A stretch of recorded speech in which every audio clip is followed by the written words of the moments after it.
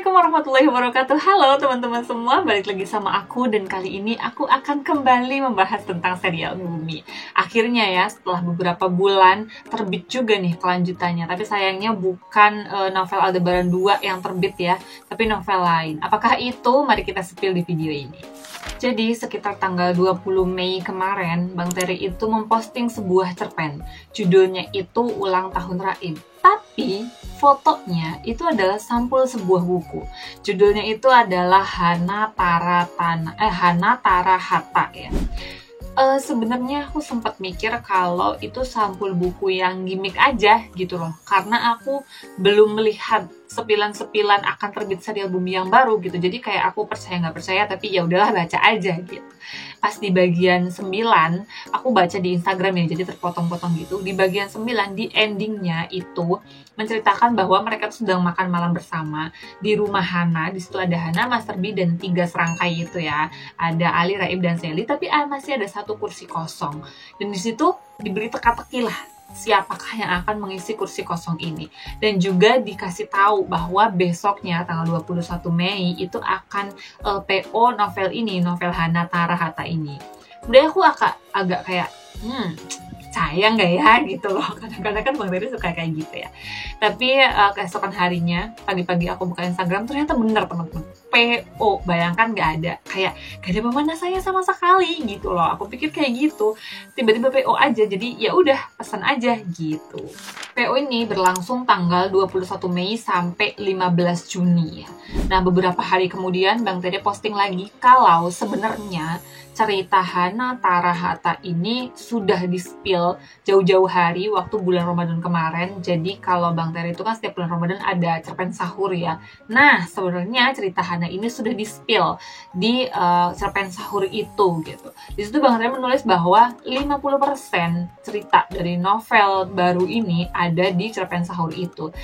Jadi kayak Bang Terry ya udah, kalau nggak mau baca ya udah, kalau mau baca silahkan PO gitu. Tapi di akhirnya dia bilang kalau justru bagian ending dari novel ini akan menentukan buku Aldebaran 2 gitu. Jadi siapa yang tidak tertarik untuk ikut PO kan gitu loh. Aku juga kayak awalnya mikir ini 50% sudah di-spill di cerpen sahur gitu. Apakah aku perlu beli buku ini sekarang atau enggak gitu. Tapi pas baca postingan itu, oke deh, gas aja langsung beli gitu. Nah, sambil menunggu buku PO-nya itu datang, aku memutuskan untuk membuat video ini karena ada salah satu teman juga yang komen ya di video sebelumnya untuk ayo dong Kak bahas novel ini. Baik, aku akan membahas sepil sedikit ya. Nah, sebenarnya aku tuh bukan tipe penggemar yang suka membaca cerpennya Bang Terry ya. Bulan Ramadan kemarin juga aku nggak baca sama sekali gitu. Tapi karena sekarang bukunya terbit, aku memutuskan untuk baca 23 bagian yang sudah di-spill di sosial media. Sayangnya buat teman-teman yang hanya punya sosial media Instagram, itu sudah tidak bisa dibaca di Instagram guys.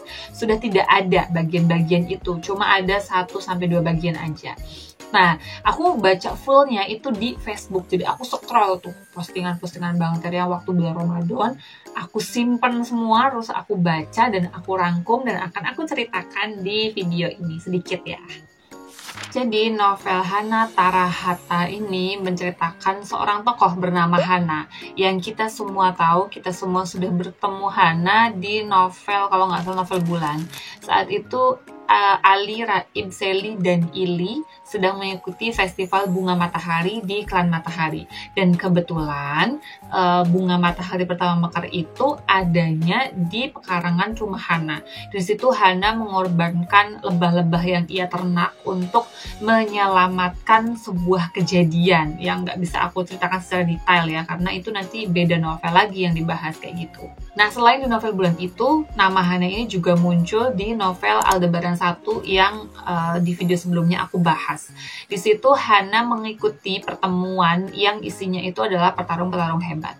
Awalnya aku tuh nggak curiga sama sekali. Aku berpikir kayak ya udah, mungkin pertemuan itu juga sekalian reuni. Hana mungkin cuma pengen nemuin si Ali, Raib, dan Sally aja. Tapi setelah baca cerpen-cerpen ini, aku menemukan sedikit penjelasan bahwa sepertinya Hana ini akan menjadi salah satu tokoh penting dalam perjalanan ke klan Aldebaran gitu. Dalam cerpen sahur yang diposting Bang Tere di Facebook itu dijelaskan bahwa Hana itu adalah anak tunggal dari seorang ibu yang menjadi penjual bumbu masakan di pasar tradisional klan Matahari. Mereka itu tinggal di kota Exeos. Aku membacanya sesuai dengan tulisannya aja ya, Exeos. Kota ini adalah salah satu kota yang super canggih, yang super megah, yang sama hebatnya dengan kota Ilios, yaitu ibu kota klan Matahari. Nah, di situ orang tua Hana pun juga tidak memiliki kekuatan sama sekali, tapi mereka itu sedikit bisa membaca alam ya, membaca alam sekitar. Mereka tuh bisa memprediksi gitu apa yang akan terjadi. Tapi lebih sering tebakan orang tua Hana itu meleset. Nah, kalau tebakan Hananya itu lebih sering terjadi, guys. Klimaksnya itu adalah ketika Hana itu menebak bahwa akan ada bencana besar kayak kota Exeos itu akan dihujani bola api. Nah, di situ para ilmuwan, para pemimpin kota Exeos itu berunding gitu loh. Ini apa nih arti dari petunjuk yang Hana sampaikan? Singkat cerita, ternyata bola-bola api itu berasal dari migrasi sekelompok burung yang pindah dari gunung berapi yang satu ke yang lainnya. Nah, perpindahan mereka itu melewati kota Exeos. Dari peringatan yang disampaikan oleh Hana ini, pemerintah Exeos berhasil mengantisipasi serangan tersebut dan menyelamatkan penduduk kota mereka gitu. Nah, setelah kejadian itu, akhirnya Hana dianggap sebagai pahlawan di kota tersebut karena menyelamatkan banyak jiwa ya. Saat momen itu, Hana diberikan sebuah kartu emas yang ketika Hana menginginkan sesuatu dan mengajukan dengan kartu emas itu, maka semua permintaannya akan diwujudkan kayak gitu. Itu seperti sebuah penghargaan untuk seorang pahlawannya gitu. Beberapa tahun kemudian setelah Hana lulus kuliah, dia menikah dengan teman kecilnya bernama Gara-Gara Dia 3. Ini teman-teman jangan aneh ya kalau mendengar nama-nama di novel ini, karena sepertinya Bang Tere sengaja menciptakan nama-nama tersebut sesuai dengan apa yang lagi tren dan apa yang hits di sini sekarang gitu di Klan Bumi. Aku mau ngomong Klan Bumi coba. Pokoknya lagi hits di sini lah kayak gitu. Nah, si Gara-Gara Dia dan Hana ini itu dikaruniai seorang anak, namanya itu adalah Mata Hanatara. Nah, kisah anak inilah yang akan diceritakan lebih detail gitu loh di novel Hanatara Hata ini. Cerita tentang Mata ini dimulai sejak dia kecil. Dia tumbuh menjadi seorang anak laki-laki yang nakal seperti pada umumnya ya. Tapi dia memiliki hati yang sangat baik. Dia itu suka menolong temannya. Salah satunya adalah yang bernama Yaya. Yaya itu mohon maaf, dia itu adalah seorang anak yang cacat. Di sini diceritakan seperti itu. Jadi dia sering dibully oleh orang lain, teman-teman yang lebih dewasa, dan Mata itu selalu membela dia gitu loh. Seiring berjalannya waktu, semakin dewasa, Mata tumbuh menjadi seorang remaja yang gagah, yang tampan, yang pintar, yang pandai bertarung juga, dan pesona dia tuh benar-benar kayak hebat banget lah di kota itu kayak gitu, karena dia juga kan baik hati gitu. Nah, seperti yang diceritakan di novel Bulan, novel ini juga menceritakan tentang festival bunga matahari ya. Dan sepertinya cerita tentang festival ini akan lebih detail, tapi aku tidak bisa menceritakannya di video kali ini karena sepertinya akan lebih detail kalau aku sudah membaca novelnya kayak gitu. Intinya adalah saat dewasa, Mata itu terpilih menjadi salah satu anggota, bahkan kapten dari kontingen yang dikirim oleh kota Exeos gitu ya. Sedangkan Hana itu adalah seseorang yang bisa membaca masa depan. Tapi walaupun dia sudah tidak mau membaca masa depan lagi, dia tahu bagaimana besarnya resiko mengikuti festival bunga matahari ini gitu loh. Dia nggak mau Mata ini menjadi salah satu korban yang bahkan bisa meninggal dunia kalau mengikuti festival ini gitu. Jadi dia mati-matian membela anaknya supaya dia tidak mengikuti festival ini. Hana sampai menggunakan kartu emas yang ia miliki, yang ia dapatkan saat remaja, supaya permintaan dia untuk membatalkan Mata ini bisa terwujud gitu loh. Akhirnya setelah berdiskusi, pimpinan kota Exeos itu mewujudkan permintaan Hana. Akhirnya melalui mesin yang dirancang khusus untuk mengundi gitu lah nama peserta kontingen, itu akhirnya diundi ulang lah pengganti Mata. Di situ ternyata yang keluar itu adalah nama Yaya, teman-teman. Di situ jelas semua orang tahu bahwa Mata akhirnya dia mau gitu loh, bersikeras mau untuk mengikuti festival bunga matahari tersebut karena dia tidak mau mengorbankan Yaya gitu loh. Karena Yaya jelas tidak memiliki teknik bertarung dan lain-lain. Karena Hana juga tahu betapa baiknya hati Mata ini, akhirnya dengan terpaksa Hana mengizinkan Mata untuk mengikuti festival bunga matahari tersebut. Jadi festival bunga matahari itu adalah festival yang memperebutkan bunga matahari pertama mekar di klan matahari. Bunga itu diceritakan bisa mewujudkan segala permintaan, bisa menunjukkan segala pengetahuan yang ada di dunia paralel gitu ya. Nah, festival itu selalu dimulai dari kota Ilios, ibu kota klan matahari, dan setiap kontingen itu bebas menentukan arah gitu, di mana mereka mau memulai perjalanan untuk mencari bunga matahari pertama mekar. Nah, untuk si Mata ini perjalanannya itu dari kota Ilios, dia itu menuju ke arah selatan, dia itu menemui hutan gelap. Aku akan tunjukkan peta yang ditunjukkan yang diposting oleh Bang Tere ya. Tapi katanya sih peta ini tuh belum sempurna karena ya yang sempurna itu ada di novelnya gitu loh. Jadi dari kota Ilios dia menuju ke selatan menemui hutan gelap. Terus dari situ dia menuju ke timur menemui hutan kaktus. Terus menemui rawa-rawa luas juga, ada danau tak beriak. Nah, di situ Mata melakukan aksi heroik, teman-teman. Jadi di festival itu ada kamera yang mengikuti perjalanan setiap kontingen. Jadi seluruh penduduk klan Matahari itu bisa menonton festival secara live gitu loh. Ketika sampai di danau tak beriak itu, sebenarnya dia bisa aja memimpin kontingennya untuk melanjutkan perjalanan. Tapi ketika dia melihat kontingen lain dalam bahaya di danau tersebut, dia memutuskan untuk menyelamatkan kontingen tersebut. Aksi heroik itu dipuji semua orang hampir di seluruh klan Matahari ya. Mereka mengatakan bahwa inilah hakikat festival bunga matahari gitu loh, bukan hanya memperebutkan bunga matahari pertama mekar untuk mendapatkan kekuasaan dan lain-lain, tapi juga menguji kebaikan mereka gitu loh, kebaikan para kontingen ini gitu, dan Mata memperlihatkan itu semua gitu loh. Nah, dari situ Mata mendapat poin plus gitu, dipandang baik oleh semua orang. Dari situ Mata dan kawan-kawan itu melanjutkan perjalanan ke arah tenggara, menemui daratan tinggi dengan bebatuan kecil.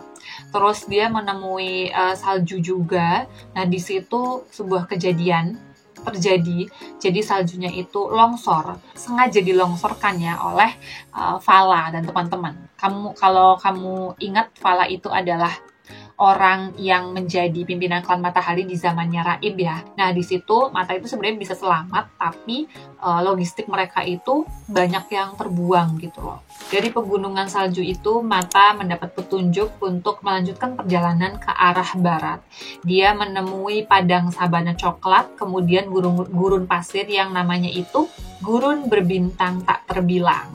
Nah, di situ dia menemui situasi genting ya, karena makanannya tuh udah bener-bener habis. Singkat cerita, akhirnya mereka bisa lanjut dan menemui lautan luas. Di situ dia mendapat petunjuk untuk lanjut ke arah selatan. Tapi sebelum melanjutkan perjalanan, mereka menyiapkan perbekalan dulu tuh, nyari ikan, ngambil air, dan lain-lain. Dan di situ juga aksi heroik Mata kembali terjadi ya, kembali muncul.